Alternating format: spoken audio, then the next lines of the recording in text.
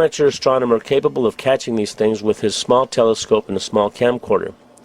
As it always goes with discoverers of great things, he has no funding, no high-end telescopes, no high-end cameras. He has found something that through his apparatus that he invented is capable of capturing interstellar spacecraft.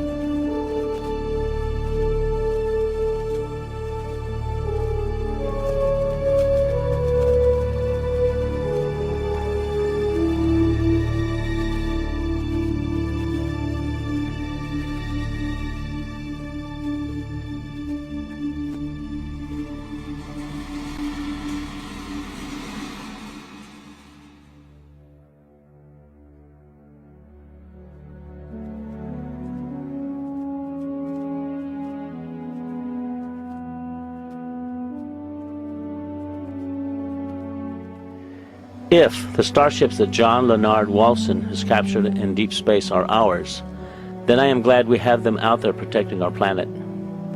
What they are protecting us from is thought-provoking, to say the least. These things are enormous. On the other hand, if they are not ours, I wonder who or what is operating them. There was a fear then that, of something out there. It became a very big concern. Asteroids, UFOs, people coming from other places. Paranoia was also there within the government. You know, at certain levels, you could feel it. You knew it was happening. I noticed the satellites' positionings. I said, now this is supposed to be a system that tracks radar anomalies on Earth, right? You know, the whole thing, the movement. Yep, that's what it does. And I said, so why are half of them pointed towards the outer space? Towards the moon, towards areas that are just blank space? Well, I don't know, was the reply. He says, never thought about it. He says, well, at least half of those satellites you got up there aren't looking at Earth. I said, what are they looking for? He says, well, you got to have need to know about that. I said, I see. In other words, who's coming? He says, we don't know. About end of subject. Ever since I got involved with John Leonard Walson, I always now look at the Big Dipper in a totally different way. I can't wait to have people all over the world seeing them.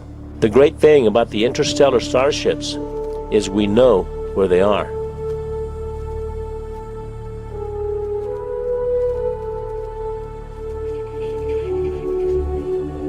One of the scientists said it's the Star Wars project.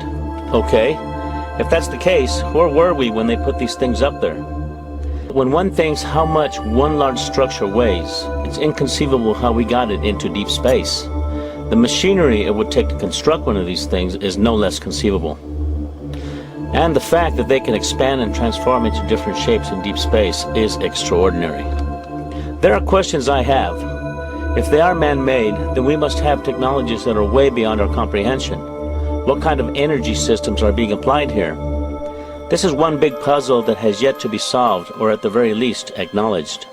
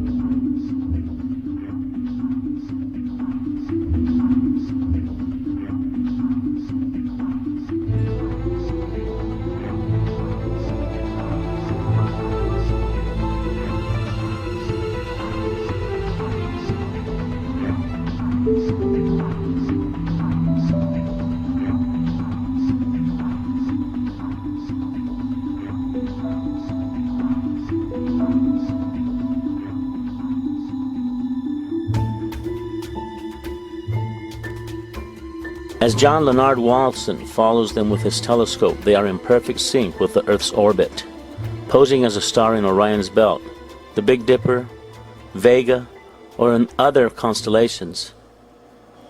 This means that perhaps if one structure is 2.5 light years away, it may be orbiting around Earth at millions of miles per hour. With those kinds of velocities, and with the capability of being able to effortlessly change and transform, it takes an enormous amount of energy. What kind of alloys are they made of that allows them to transform and retract at these velocities in deep space?